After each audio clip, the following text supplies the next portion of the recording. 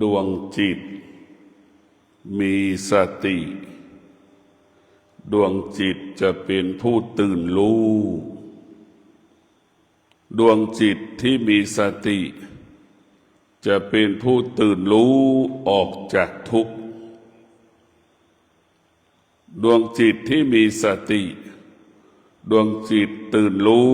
ออกจากสมาธิออกจากทุกข์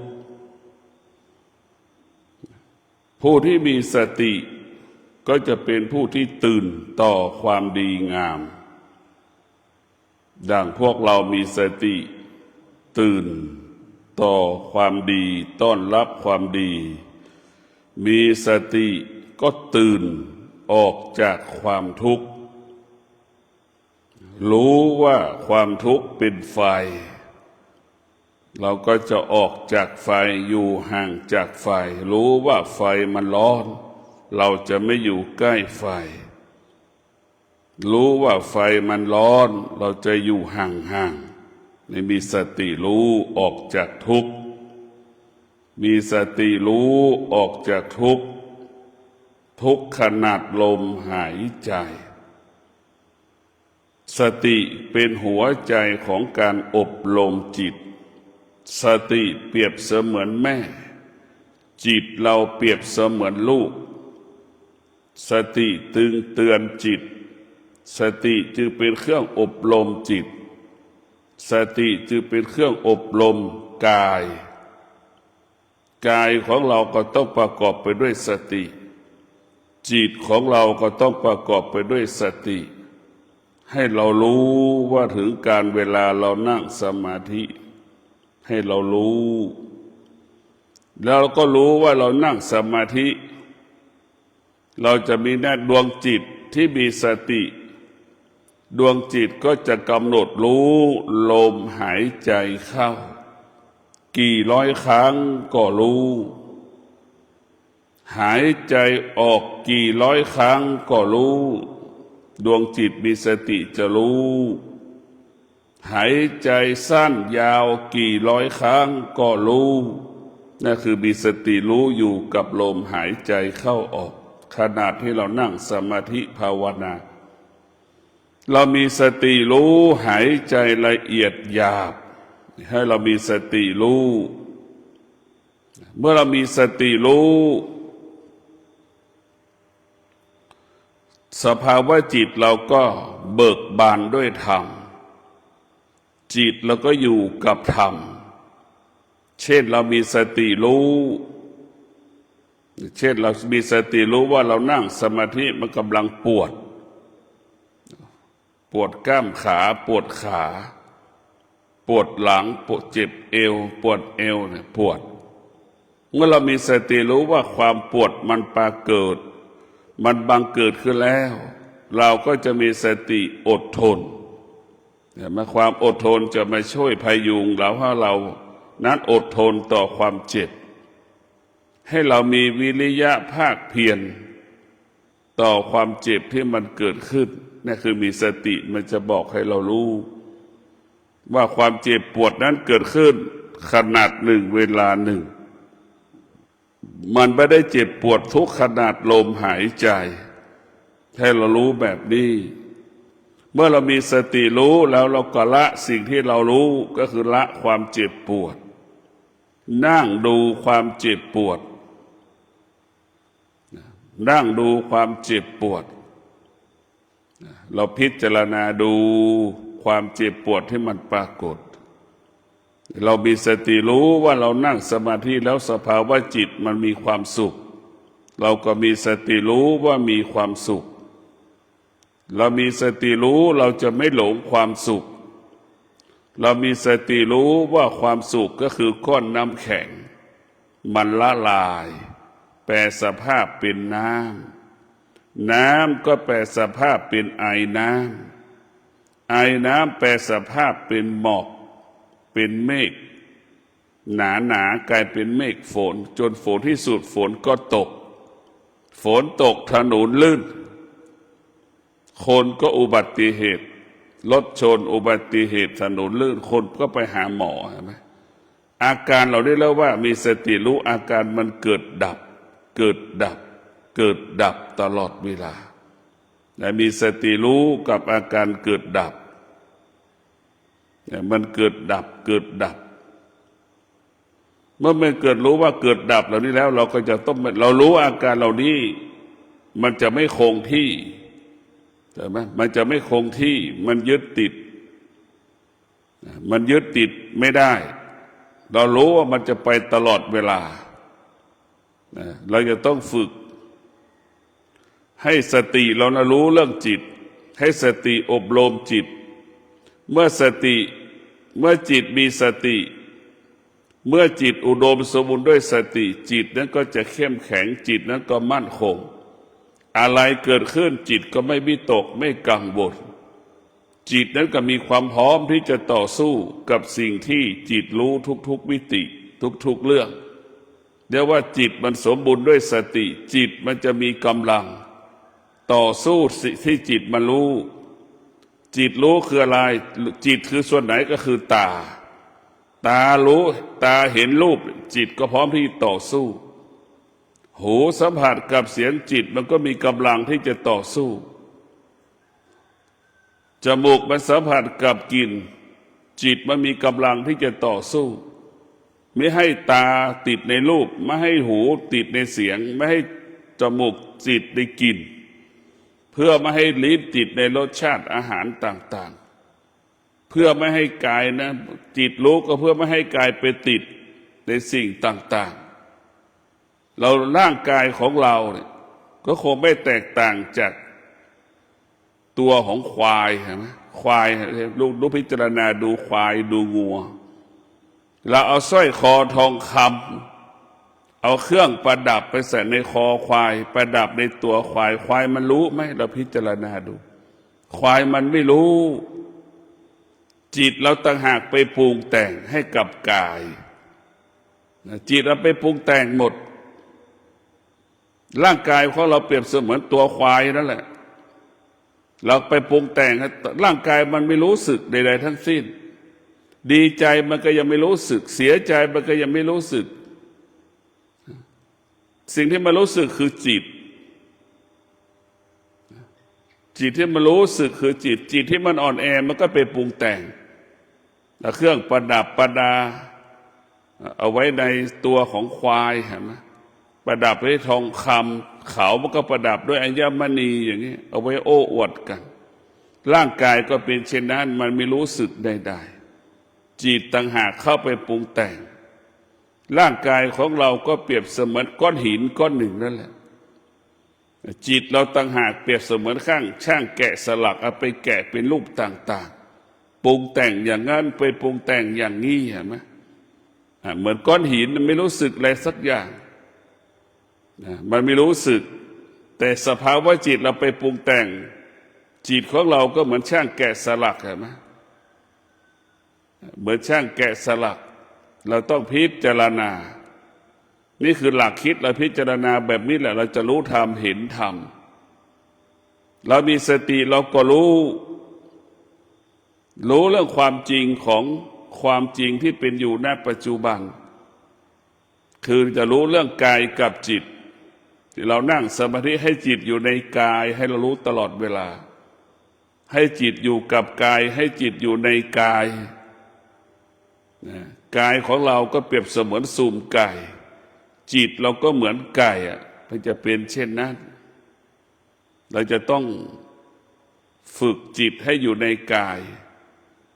ของเราก็เหมือนคอกงัวก็เปรียบเสมือนจิตที่อยู่ในคอกเราจะขังไว้ตรงนั้นไม่ให้มันออกนอกแล้วก็นึกดูที่จิตอยู่ในคอกงัวจิตเป็นงัวถูกขังไปเห็นไหมจิตไปไหนไม่ได้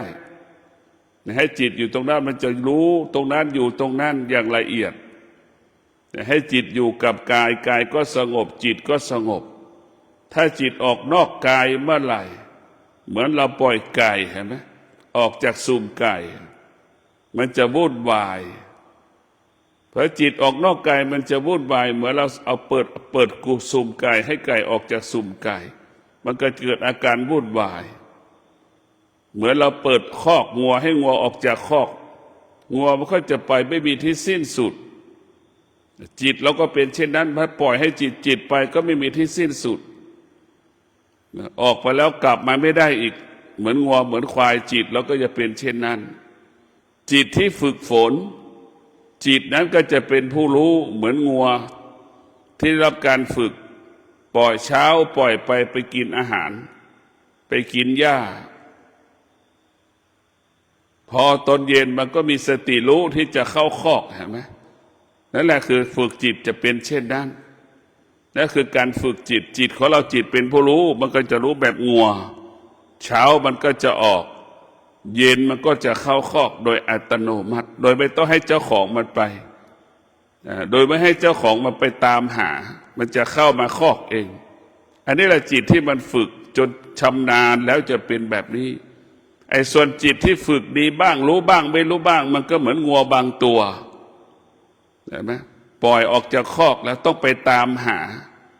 บางวันก็มานอนในคอกบางวันก็ไม่มานอนในคอกเห็นไหมจิตนั้นจะไม่เต็มกำลังด้วยสติมันจะไม่รู้บ้างไม่รู้บ้างนะเพราะฉะนั้นการฝึกจิตของเราก็เป็นเช่นนั้นถ้าเราฝึกจิตมีสติกำลังของสติมันก็จะให้เรารู้ความจริงรู้ความจริงว่าตนแลเป็นที่พึ่งแห่งตนไม่มีใครช่วยเราได้ตัวเราเท่านั้นจะช่วยเราได้เราจะพ้นทุกข์ได้ด้วยตัวเราเองเราจะเกิดความทุกข์ก็ได้ตัวเราเองไม่มีคนไหนทำให้เราทุกข์ได้แต่ทุกวันนี้เราเข้าใจผิดว่าคนนั้นทำให้เราทุกข์แล้วเราก็ไปอยู่ใต้อำนาจของความทุกข์ถ้าเราไม่ได้ฝึกจิตนะถ้าจิตมันไม่ได้จิตเป็นผู้รู้จิตมันไม่มีกำลังจิตรู้สิ่งใดจิตก็ไปตกอยู่ใต้อำนาจสิ่งนั้นจิตรู้สิ่งใดจิตก็ไปยึดติดในสิ่งที่จิตรู้สิ่งนั้นไปยึดติดหมดท้ายสุดจิตเราก็เหมือนแมลงวันไปติดกาวนะรู้แล้วไปยึดติดก็เหมือนแมลงวันติดกาวเหมือนหนูติดกาวเหมือนแมลงสาบติดกาวเหมือนนกติดกาวเป็นเช่นนั้นแหละถ้าเรารู้แล้วฝึกจิตเป็นผู้รู้จิตมันจะเป็นอิสระเหมือนแมลงวันไม่ติดกาวเหมือนหนูไม่ติดกาวนั่นแหละเป็นเหมือนงัวที่ออกจากคอกไปแล้วอิสระเป็นเช่นนั้นเหมือนไก่ที่ปล่อยออกจากสุ่มไก่มันเป็นอิสระทุกวันนี้เราเป็นขังจิตตัวเองจิตของเราเนี่ยความโลภความโกรธความหลงนี่คือเป็นตัวถ้ามันเป็นสุ่มไก่เปรียบเสมือนสุ่มไก่จิตเราก็ติดอยู่ในความโลภความโกรธความหลงจิตเราติดตกอยู่ใต้อำนาจความอยากจิตเราตกอยู่ใต้อำนาจโมโหหงุดหงิดการฝึกจิตก็คือการพิจารณาการฝึกจิตให้จิตรู้ว่าสุขมันไม่เที่ยงทุกข์มันไม่เที่ยงสรรพสิ่งทั้งปวงที่เราสัมผัสรู้สึกอยู่มันไม่เที่ยงทั้งสิ้นแม้กระทั่งร่างกายของเราก็ควบคุมไม่ได้แม้กระทั่งเราจะห้ามลมหายใจที่เราหายใจอยู่ไม่ให้มันหายใจออกหนึ่งอย่างก็ไม่ได้หายใจเข้าหนึ่งอย่างก็ไม่ได้เห็นไหมเราจะให้มันหยุดลมหายใจก็ไม่ได้นี่แหละร่างกายของเรามันไม่เที่ยงให้เรารู้ว่ามันไม่เที่ยงเมื่อเรารู้ว่าร่างกายเราไม่เที่ยงเราก็ต้องอยู่เหนือมันเราต้องอยู่เหนือมันสามีก็มันไม่เที่ยงภรรยาก็ไม่เที่ยงลูกก็ไม่เที่ยงลูกจ้างก็ไม่เที่ยงพ่อเราก็ไม่เที่ยงแม่เราก็ไม่เที่ยงเห็นไหมมันเกิดอาการเปลี่ยนแปลงตลอดเวลานี่แหละเรามีสติรู้เราความทุกข์ใจเราจะไปอาศัยพ่อแม่แก้ทุกข์ก็ไม่ได้เราต้องพึ่งพาตนเองอาศัยตนเองเราทุกข์ตรงไหนเราก็รู้เราเจ็บปวดตรงไหนเราก็รู้เพราะเราเนี่ยจิตของเราคือผู้รู้เราเนี่ยแหละรู้ยิ่งกว่าหมออีกหมอไม่ต้องมาสอบถามเลยว่าเราเป็นโรคอะไรนะเพราะฉะนั้นเราเป็นผู้รู้ไม่ใช่หมอเป็นผู้รู้หมอเป็นเครื่องมือให้กับจิตเราหมอเป็นเครื่องมือให้กับสติหมอก็เปรียบเสมือนจิตสติตัวรู้เห็นไหมตัวรู้คือจิตของเราเองตัวของเราเองรู้ยิ่งกว่าหมออีกเห็นไหมเรารู้ไม่จริงรู้ไม่รอบคอบหมอก็รู้ไม่จริงหมอก็รู้ไม่รอบคอบมันจึงเกิดอาการรักษาโรคเห็นไหมจึงไม่สำเร็จแค่บรรเทาอาการไปเท่านั้น ถ้าจิตเราเป็นผู้รู้เรารู้ว่ามันเจ็บปวดตรงไหนเราก็บอกให้หมอถ้าหมอเป็นจิตหมอเป็นผู้รู้จิตหมอก็รู้แล้วจะรักษาให้เราหายเจ็บหายป่วยได้ถ้ารู้กับรู้บวกกันแล้วนี่มันจะเกิดคำว่ารักษาหายโรคภัยแค่เจ็บเพราะฉะนั้นพวกเราทั้งหลายมีสติรู้ว่าเกิดก็เป็นทุกข์ให้เราเข้าใจเช่นนี้เกิดก็เป็นทุกข์เช่นวันนี้คนกำลังจะคลอดลูกเห็นไหมยังไม่มีเงินจะให้หมออีกเนี่ยเกิดก็เป็นทุกข์แล้วพอคลอดลูกออกเสร็จแล้วก็ยังไม่มีเงินจะซื้อนมผงให้ลูกอีกอันนี้ก็คือเกิดปัญหาแล้วพอคลอดลูกไปอีกเดือน2 เดือนไม่ได้งานไม่มีงานทำไม่ได้งานทำก็เป็นทุกข์อีกไม่มีเงินใช้หนี้อีกนี่แหละพระพุทธเจ้าสอนว่าเกิดก็เป็นทุกข์เกิดมาเสร็จลูกยังไม่ลูกสุขภาพลูกไม่สมบูรณ์อีกเอาลูกไปหาหมอบ่อยๆอีกเป็นทุกข์อีกไม่มีเงินอันนี้แหละคือเกิดก็เป็นทุกข์มันเกิดก็เป็นทุกข์แก่ก็เป็นทุกข์ตื่นเช้ามาบางครอบครัวเช้านี้ยังไม่มีข้าวจะหุงให้ลูกกินเห็นไหมเป็นทุกข์บางครอบครัวก็มีข้าวแต่ไม่มีกับบางครอบครัวไม่มีทั้งกับไม่มีทั้งข้าวให้ลูกกินเนี่ยเป็นทุกข์ไหมนี่เราว่าเกิดก็เป็นทุกข์แก่ก็เป็นทุกข์เจ็บก็เป็นทุกข์เช้าวันนี้มีข้าวกินมีอาหารกินแต่ไม่มีสตางค์ให้ลูกไปเรียนหนังสืออีกแล้วไปขอยืมเงินข้างบ้านเขาอีกมันเนี่ยเกิดก็เป็นทุกข์แก่ก็เป็นทุกข์เจ็บก็เป็นทุกข์จะไปหาหมอไม่มีสตางค์อีกบางคนเช้านี้เห็นไหมไม่มีสตางค์ไปหาหมอก็อดทนบางคนก็ไม่ยอมไปหาหมอเพราะไม่มีสตางค์ทนนั่นแหละคือบางคนแล้วว่าเกิดก็เป็นทุกข์แก่ก็เป็นทุกข์เจ็บก็เป็นทุกข์บางคนก็ครอบครัวที่มันความตายเกิดขึ้นเห็นไหมก็ไม่มีเงินจัดงานศพอีกก็เป็นทุกข์อีกตลอดเวลาเนี่ยเมื่อเรามีสติรู้เราจะอยู่กับความเป็นจริงเกิดแก่เจ็บตายล้วนเป็นทุกข์ทั้งสิ้นมันไม่มีสิ่งไหนที่ว่ามันดีสำหรับผู้ที่ปฏิบัติธรรมจึงรู้ว่าเกิดแก่เจ็บตายเป็นเหตุให้เราเกิดความทุกข์ถ้าเราไม่อยากมาทุกข์ถ้าเราไม่อยากให้ความทุกข์มันเกิดพระพุทธเจ้าสอนเราไม่ต้องกลับชาติมาเกิดไม่ต้องเกิด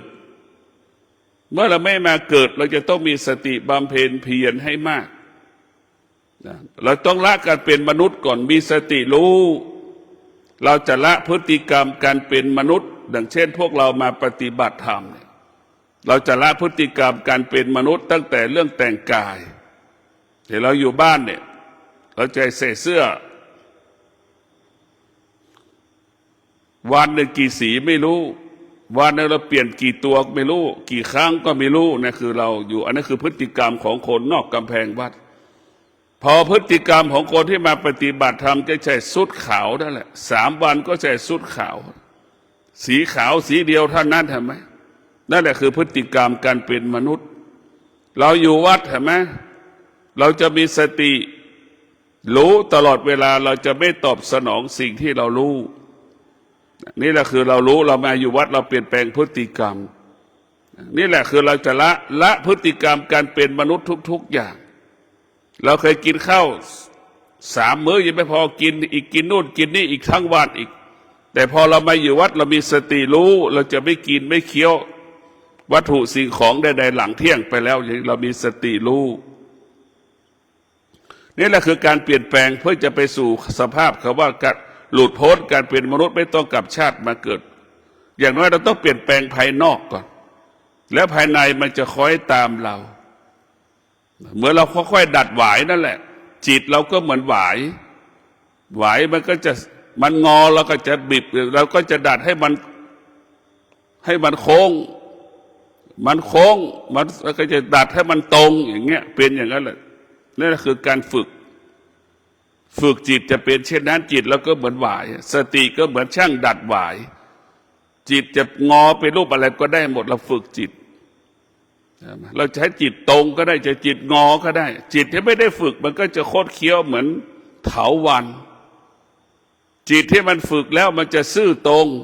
ดังหวายเห็นไหมไม้หวายนะเหมือนไม้หน้า 3 หน้า 4ที่เราทำศาลามันจะซื่อตรงเหมือนเสานะ เป็นเหลี่ยมสวยงามจะเป็นเช่นนั้นละคือสติมันจะให้เราซื่อสัตย์ต่อตนเองเวลาปฏิบัติธรรมนะสติมันจะให้เรามีความซื่อสัตย์ต่อตนเองเหมือนเรามาปฏิบัติเราจะมีสัจจะว่าเราจะต้องนั่งสมาธิหรือเดินจงกรมให้ได้ในหนึ่งชั่วโมงเนี่ยทุกชั่วโมงเราจะต้องนั่งสมาธิหรือเดินจงกรมเลือกเอาอย่างใดอย่างหนึ่งเดี๋ยวเรามีสติแล้วมันจะบำเพ็ญสัจจะเดี๋ยวเราถึงเวลาชั่วโมงแล้วนะเราจะต้องนั่งสมาธิเดินจงกรมแล้วก็เลือกเอาเองเราก็จัดการเลยว่าจะนั่งจะเดินพอหมด30 นาทีแล้วก็หยุดพักสติมันก็จะปลุกให้เราต่ออีกพอชั่วโมงต่อไปก็ให้เราเลือกเองจะนั่งจะเดินอีกเนี่ยเราทำแบบนี้ทั้งวันนั่งเดินนั่งเดินนั่งเดินให้จิตอยู่กับกายให้กายอยู่กับจิตให้จิตอาศัยกายให้กายอาศัยจิตเนี่ยให้อยู่ร่วมกันเหมือนแม่กับลูกเหมือนแม่เขาลูกใหม่ๆนั่นแหละจิตกับกายก็คงใกล้ชิดกันเหมือนแม่กับลูกคลอดลูกใหม่ๆแม่กับลูกจะห่างกันไม่ได้3 เดือนเห็นไหมมันจะต้องอยู่ใกล้ชิดให้จิตอยู่กับกายกายอยู่กับจิตแม่ห่างลูกแม่จะทุกข์ใจทันทีเลยเห็นไหม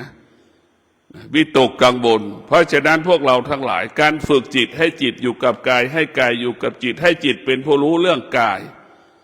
รู้ว่าร่างกายของเรามันไม่เที่ยงเราก็ไม่ต้องไปยึดติดร่างกายของเราว่าเป็นสวยงามแต่ร่างกายเราไม่ใช่สิ่งสวยงามเราไปหลงภายนอกมากกว่าเราไปหลงลักษณะรูปแบบคิดเองเองทั้งหนุ่มทั้งสาวถ้าเราเปยตัวเห็นไหมถอดเสื้อผ้าหมดไม่มีใครสนใจใครค่าของความเป็นคนก็จะหายไปหมดค่าของหนุ่มของสาวก็จะหายไปหมดเราสังเกตในปูตาเรายายเรา80เห็นไหมเราย้อนไปอดีตตาเรายายเราปู่ของเราย่าของเราก็เหมือนเราเป็นหนุ่มสาวในวันนี้แหละพอเราแก่ไปแล้วก็จะเป็นสภาพอย่างตากับยายเห็นไหมเราเป็นผู้หญิงเราเป็นผู้หญิงก็เหมือนย่าเหมือนยายตอนแก่ๆจะเป็นสภาพเช่นนั้นเราเป็นสามีแล้วก็เหมือนปู่จะเป็นสภาพเช่นนั้นมันจะเป็นสภาพปู่แก่ๆเป็นสภาพเช่นใด80แล้วก็พิจารณาดูย่าแก่ๆ80เป็นลักษณะเช่นไรแล้วก็ดูเองนั่นแหละคือความจริงให้เราพิจารณาว่าร่างกายของเราเนี่ยมันแปรปรวนเปลี่ยนแปลงตลอดเวลาแต่เราก็หลงในกายตัวเองหลงไม่รู้มีวันจบสิ้นเพราะฉะนั้นการมีสติก็คือละสิ่งที่เรารู้จะไม่ให้เราหลงในสิ่งที่เรารู้เมื่อเรารู้แล้วละความหลงก็ไม่เกิดเมื่อเรามีสติรู้แล้วความหลงก็จะไม่เกิดเมื่อเรามีสติรู้แล้วเราจะไม่โมโหเราจะไม่งุนงิดถึงแม้เราโมโหงุนงิดมีระยะเวลาอันสั้นขนาด1 เวลา 1เท่านั้นขนาด1 เวลา 1เท่านั้นทุกอย่างมันไม่เที่ยงความเจ็บปวดมันก็ไม่เที่ยงให้เรามีสติรู้เรื่องร่างกายเรื่องของกายเรื่องของจิตมันเจ็บปวดกี่ครั้งในร่างกายของเราเนี่ยมันก็ไม่ทนมาที่สุดมันก็แปรสภาพดังก้อนน้ำแข็งทั้งสิ้นในร่างกายของเราเป็นสิ่งที่ไม่ทนเป็นสิ่งที่ทนได้ยากถ้าเรามาปฏิบัติธรรมเราประพฤติธรรมเรามีสติรู้เราจะออกจากทุกข์นะเรามีสติรู้เราจะออกจากทุกข์เรามีสติรู้ว่าทุกข์ทำให้เราเกิดความทุกข์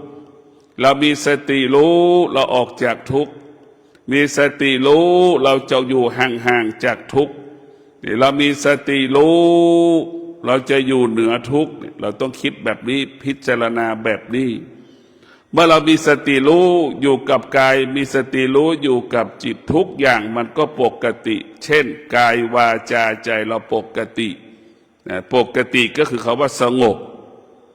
สิ่งที่เป็นความสงบเป็นสิ่งอันประเสริฐสำหรับจิตที่ปฏิบัติหัวใจของผู้ปฏิบัติต้องการที่สุดก็คือต้องการความสงบความสงบเท่านั้นจะทำให้กายเรามั่นคงทำให้จิตเรามั่นคงหากเราขาดสติจิตก็จะไปหลงความสุขความสุขก็จะเกิดขึ้นทันทีความสุขคือผู้ทำลายคุณภาพชีวิตของเราความสุขคือผู้ทำลายคุณภาพชีวิตของเรา เราทุกข์เพราะความสุขความสุขเป็นเหตุให้เกิดความทุกข์ทุกคนที่เกิดมาเนี่ยความสุขเป็นเหตุให้เกิดความทุกข์และเราก็ไปติดในความสุขเข้าใจว่าสุขเป็นสิ่งสวยงามเป็นสิ่งที่ดีหารู้ไหมว่าความสุขคือสิ่งที่เน่าเหม็นเป็นสิ่งที่เน่าเหม็นความสุขคือไฟความสุขคือของเน่าเหม็นให้เราไปหลงไปติดเหมือนแมลงวันเห็นไหมจิตเราก็เหมือนแมลงวันไปติดซากศพซากสัตว์ที่มันตายเป็นเช่นนั้นจิตเราที่ไม่มีกิเลสก็เหมือนเสือนะไปกินงัวที่มันเน่าหมีที่ไปกินงัวที่มันเน่าเห็นไหมจิตที่มีกิเลสจะเป็นอย่างนั้นจิตที่ไม่ได้ฝึกจะเป็นเช่นนั้น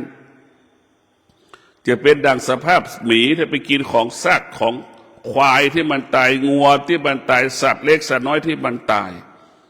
แมลงวันอีแล้งอีกาก็เป็นจิตที่ไม่ได้ฝึกจะเป็นสภาพนั้นเห็นว่าร่างกายเป็นของสวยของงามจะเป็นเช่นนั้นแหละเพราะฉะนั้นพวกเราทั้งหลายการมีสติรู้นี่เราจะออกจากสิ่งที่เรารู้ทุกๆอย่างเราจะไม่ยึดติดในสิ่งที่เรารู้เพราะฉะนั้นพ่อแม่ครูบาอาจารย์สอนให้เรามีสติยึดธรรมะเป็นหลักพระพุทธเจ้าจึงสอนให้เรายึดธรรมะเป็นหลัก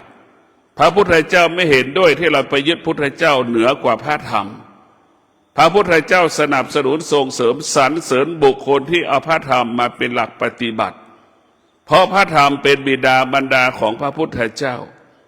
พระธรรมเปรียบเสมือนบิดามารดาพระพุทธเจ้าพระพุทธเจ้าเอาพระธรรมมาเป็นบิดามารดาพระพุทธเจ้าสรรเสริญพระธรรมยกย่องพระธรรมดังยกย่องบิดาตนเองเพราะฉะนั้นพวกเราทั้งหลายพระธรรมยิ่งใหญ่บุคคลที่มีสติก็จะยึดพระธรรมบุคคลที่มีสติน้อยบุคคลที่ขาดปัญญาก็จะยึดพระพุทธเจ้าเป็นหลักพระพุทธเจ้าก็ตายเราก็ตายเห็นไหมพระพุทธเจ้าตายมรณปรินิพพานเราก็ตายเห็นไหมเหมือนเดียวกันหมดแต่สภาวะจิตของพระพุทธเจ้านั้นอยู่เหนือความตายอยู่เหนือความตายจิตของพระพุทธเจ้าคือจิตผู้รู้ผู้ตื่นผู้เบิกบานรู้ความจริงของธรรมชาติพระพุทธเจ้าผู้รู้ความจริงของธรรมชาติพระพุทธเจ้าเป็นผู้รู้ความจริงที่อยู่เหนือธรรมชาติพระพุทธเจ้าเป็นผู้รู้ความจริงของชีวิตพระพุทธเจ้าเป็นผู้รู้ความจริงที่อยู่เหนือชีวิตของเราเห็นไหมรู้ความจริงของชีวิตคือรู้ความจริงว่าชีวิตธรรมชาติของชีวิตของเราเป็นเช่นไรเกิดแก่เจ็บตายเป็นทุกข์ร่างกายของเราจิตใจของเราแปรปรวนเปลี่ยนแปลงตลอดเวลาเป็นความจริงของชีวิตแต่พระพุทธเจ้าก็เป็นผู้รู้ความจริงที่อยู่เหนือชีวิตคือรู้ธรรมะให้เรามีสติควบคุมจิตให้เรามีสติควบคุมกายเช่นเราเจ็บปวดเรามีสติรู้จะอดทนมีสติรู้ที่จะอดทนมีสติรู้ที่จะมีเกิดใช้วิริยะภาคเพียรควบคุมความเจ็บปวดที่มันเกิดขึ้นอย่างนี้มีสติรู้จะไม่ตอบสนองความอยากความต้องการที่มันเกิดขึ้นที่ตาที่หูที่จมูกที่ลิ้นที่กายที่ใจเราก็ดีเดี๋ยวมันจะมีสติรู้เพราะฉะนั้นผู้ที่นั่งสมาธิทั้งหลายที่ได้ฝึกจิตฝึกกายเราต้องมีสติรู้ฝึกจิตฝึกกายให้กายกับจิตรวมกันเป็นหนึ่งถ้ากายกับจิตไม่รวมกันเป็นหนึ่งมันก็จะเกิดอาการร่างกายก็เกิดอาการจิตก็จะเกิดอาการเมื่อเกิดอาการกายก็ตอบสนองจิตจิตก็ตอบสนองกายมันจึงผลักเรานั่งสมาธิถึงเปลี่ยนอริยบทไปตลอดเวลานั่นแหละคือมันขัดแย้งกันเองแต่ถ้าร่างกายคนไหนที่ไม่ประสบอุบัติเหตุก็จะสามารถทนได้ถ้าร่างกายคนไหนที่ประสบอุบัติเหตุไปแล้วมันจะเกิดความรู้สึกเกิดความทุกข์มากกว่าคนที่ปกตินั่งยากเช่นขาเราดามเหล็กจะมานั่งอย่างนี้มันยากมันเหนื่อยมันลำบากถ้าเรานั่งธรรมดาทั่วไปมันก็ยังปวดขาอยู่พอเรามานั่งสมาธิอาการของปวดมันก็จะเกิดขึ้นเพราะร่างกายเราผิดปกติแต่หากร่างกายเราปกติแล้วเราขาดสติ เราก็จะพลิกไปพลิกมาพลิกไปพลิกมาไม่มีวันจบสิ้นนี่เราแพ้อารมณ์ของตนเองเราต้องแพ้เราแพ้อารมณ์ของตนเองเราก็จะแพ้ตลอดชีวิตอะไรเกิดขึ้นไม่พอใจที่ตาก็จะเกิดอาการสำแดงอาการอะไรเกิดขึ้นที่หูก็สำแดงอาการไม่พอใจในที่หูอะไรเกิดขึ้นที่จมูกก็จะไม่พอใจในกลิ่นที่จมูกมันสัมผัสรู้สึกกลิ่นเหาะหนักกลิ่นหอมกลิ่นเหม็นฮะมันจะออกอาการถ้าเรามีสติรู้เราจะไม่ตอบสนองตาเห็นรูปเห็นไหมเรามีสติรู้เราจะไม่ตอบสนองหูที่มันสัมผัสกับเสียงเรามีสติรู้จมูกเราสัมผัสกับกลิ่นเราก็ไม่ตอบสนองเรามีสติรู้ลิ้นรสชาติอาหารชอบใจไม่ชอบใจจะไม่ตอบสนองเรามีสติรู้กายมันเจ็บปวดเราก็รู้มันเจ็บปวดนั่งดูมันนั่งดูมันนั่งดูทนกับมันใช้ความอดทนใช้วิริยะเพียรท้ายสุดมันก็หายจากเราไปมันเป็นสิ่งที่ไม่ทนทั้งสิ้นเราจดจำแล้วว่าร่างกายของเราเป็นสิ่งที่ไม่ทนเป็นสิ่งที่ทนได้ยากนะทุกอย่างอยู่ที่ธรรมะธรรมะเนี่ยคือมีพลังและมีอานุภาพธรรมะมีพลังมีอานุภาพด่างบานพระชนเห็นไหมทำลายภูเขาดอยสุเทพเห็นไหมหินก้อนใหญ่ๆก็สามารถถล่มทลายกลายเป็นถนนเรียบเสมอเหมือนกันหมดเห็นไหมนั่นแหละอานุภาพธรรมะมีสติมันก็จะมีสมาธิเมื่อมีสมาธิมันจะอดทนเมื่อมันอดทนมันจะมีวิริยะภาคเพียรจึงได้เขียนคำว่าสติสัจจะวิริยะขันติจึงเป็นบ่อเกิดคำว่าสำเร็จชีวิตทุกชีวิตมีสติสัจจะวิริยะขันติ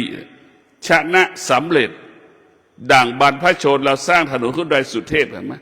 รถแมคโครคันก็ไม่มีรถแท็กเตอร์คันก็ไม่มีวันนั้นในอดีตเห็นไหมอานุภาพของความอดทนเนี่ยเห็นไหมทำให้ทุกสิ่งทุกอย่างเสมอเหมือนกันหมดเห็นไหมกิเลสของเราความโลภความโกรธความหลงของเราก็เหมือนก้อนหินนั่นเห็นไหมผู้ที่สร้างถนนขึ้นดอยสุเทพเนี่ย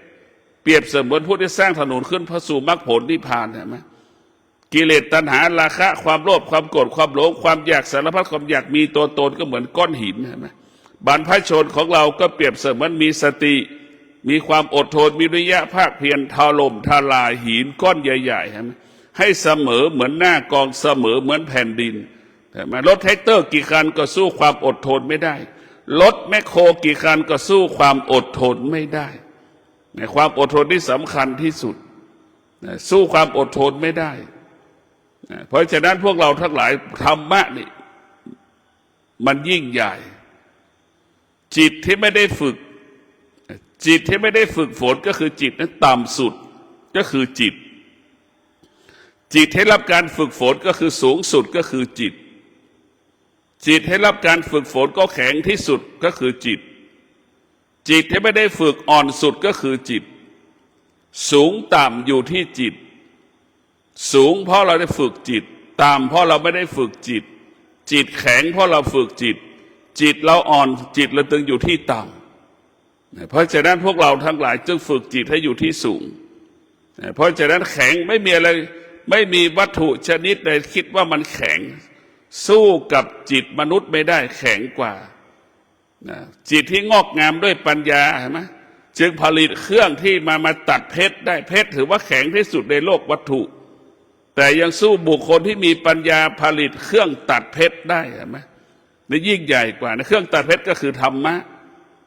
และพวกเราทั้งหลายเราต้องมีสติสัจจะวิริยะขันติในการดำเนินชีวิตเราก็ประสบความสำเร็จในการดำเนินชีวิตแต่ละวันเราปฏิบัติธรรมแต่ละวันเรามีสติสัจจะวิริยะขันติเราก็ประสบความสำเร็จในการปฏิบัติธรรมในขณะที่เรานั่งสมาธิมันเจ็บปวดก็ช่างมันเรารู้ว่าเจ็บปวดมันจะไม่สงบก็ช่างมันแต่ขอให้เรารู้ว่ามันไม่สงบแล้วก็ให้เราอยู่กับความไม่สงบให้ได้ควบคุมมันให้ได้เหมือนเราเอาวัวอยู่ในคอกความอดทนก็เปรียบเสมือนคอกงัวความวิริยะภาคเพียรก็เหมือนคอกงัวแหละมันก็พยายามให้มันงัวอยู่ในคอกให้ได้จิตเราก็อยู่กับความเจ็บปวดให้ได้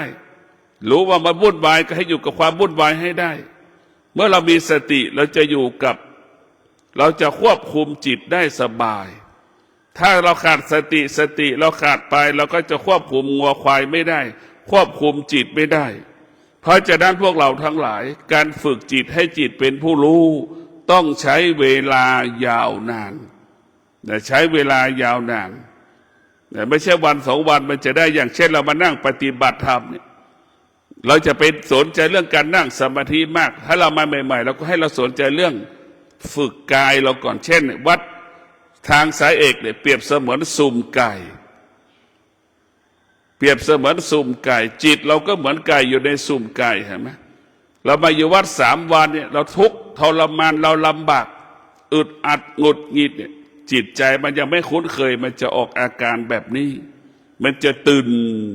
ต่อสถานที่ตื่นต่อสภาพอาหารเวลากินอาหารก็เกิดอาการไม่พอใจเวลาจะนอนก็เกิดอาการไม่พอใจเวลาตื่นมาแล้วอยู่กับสถานที่ยังไม่คุ้นเคยมันเกิดอาการไม่พอใจนี่แหละคือมันยังไม่คุ้นเคยถ้าจิตมาคุ้นเคยแล้วใหม่ๆมันก็จะมันงัวเหมือนควายนะมันจะฝึกให้นอนคอกเห็นไหมมันก็จะนอนได้สบายงัวควายไม่เคยถามหาผ้าห่มเห็นไหมงัวควายไม่เคยถามหามุ้งหาหมอนเห็นไหมมันนอนได้สบายการฝึกจิตจะให้ไปเป็นเช่นนั้นแหละที่สุดก็คือให้มันนอนหลับไม่ได้นอนสบายนะนอนให้มันหลับเหมือนงัวเหมือนควายชีวิตเราจะเปลี่ยนเช่นนั้นผู้ที่ปฏิบัติธรรมดำเนินชีวิตอย่างงัวอย่างควายนี่โอกาสที่ได้บรรลุธรรมเป็นพระอรหันต์ได้ง่ายผู้ที่ปฏิบัติธรรมมีชีวิตดั่งมนุษย์เนี่ยโอกาสที่จะได้บรรลุธรรมเป็นอรหันต์ได้ยากจะนอนก็ต้องมีหมอนอย่างนี้ต้องถามหาหมอนจะกินข้าวต้องถามหาช้อนอย่างนี้ไม่มีทางได้บรรลุธรรมเพราะยังมีตัวมีตนอยู่นะงัวควายไม่มีตัวไม่มีตนมันจะนอนมันไม่ถามแล้วหามุ้งหาผ้าห่มนะหนาวมันก็อดทนร้อนมันก็อดทนอยู่สภาพนั้นได้ผู้บรรลุธรรมก็เป็นเช่นนั้นแหละนะเพราะฉะนั้นต้องผู้บรรลุธรรมจะมีชีวิตดั่งสัตว์นะฝนตกก็อยู่ได้ไม่ต้องไปถามหาผ้าห่มโล่ผ้ายางกันฝนเห็นไหมร้อนก็ไม่ต้องไปหาล่มถามหาล่มเห็นไหมผู้บรรลุธรรมจะเป็นเช่นนั้นสิ่งต่างๆที่มากระทบไม่มีค่าไม่มีความหมายจิตมันเป็นธรรมชาติแต่เราฝึกจิตให้อยู่เหนือธรรมชาติแล้วดูร้อนปรากฏก็ไม่มีความหมายแล้วดูหนาวปรากฏก็ไม่มีความหมายแล้วดูฝนปรากฏก็ไม่มีความหมายสำหรับผู้ที่ฝึกจิตให้จิตอยู่เหนือธรรมชาติยามใดธรรมชาติปรากฏจิตก็จะอยู่เหนือธรรมชาติธรรมชาติไม่มีค่า